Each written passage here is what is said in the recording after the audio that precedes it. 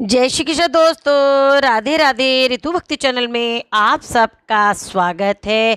आज शरद पूर्णिमा है और उसी उपलक्ष्य में मैं आपको शरद पूर्णिमा के बारे में सुनाऊंगी तथा उसकी कहानी भी सुनाने जा रही हूँ।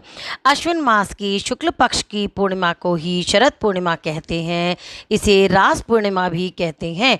ज्योतिष की मान्यता है कि संपूर्ण वर्ष में अश्विन मास की पूर्णमासी का चंद्रमा ही षोडश कलाओं का होता है। कहते हैं कि इस दिन चंद्रमा अमृत की वर्षा करता है। शरद पूर्णिमा के दिन शाम को खीर पूरी बनाकर भगवान का भोग लगाया जाता है। भोग लगाकर खीर को छत पर रख दें और रात को भगवान का भजन करें। चांद की रोशनी में सुई पिरोएं। अगले दिन खीर का प्रसाद सबको देना चाहिए। इस दिन प्रातःकाल आराध्य देव को सुंदर वस्त्र आभूषणों से सुशोभित करें। आसन पर विराजमान कर गंध, अक्षत, पुष्प, धूप, दीप, नैवेद्य, तांबूल, सुपारी, दक्षिणा आदि से पूजा करनी चाहिए।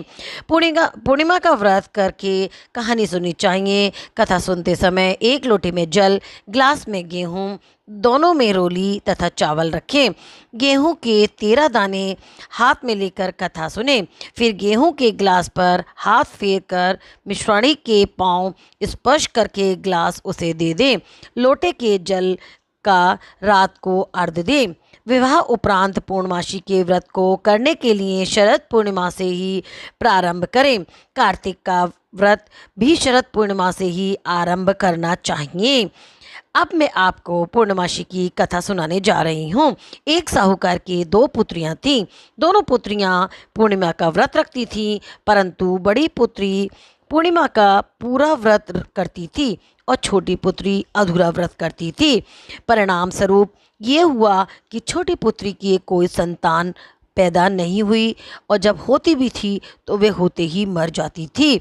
उसने पंडितों से इसका कारण पूछा तो उन्होंने उसे बताया कि तुम पूर्णमासी का अधूरा व्रत करती हो, जिसके कारण तुम्हारी संतान पैदा होते ही मर जाती है। पूर्णिमा का व्रत पूरा विधिपूर्वक करने से ही तुम्हारी संतान जीवित रह सकती है। उसने पंडितों की सलाह पर पूर्णमासी का पूरा व्रत विधि पूर्वक किया। उसके लड़का हुआ, परंतु शीघ्र ही मर गया। उसने लड़के को पीढ़े पर लिटाकर ऊपर से कपड़ा ढक दिया। फिर बड़ी बहन को बुलाकर लाई और बैठने के लिए वही दे दिया।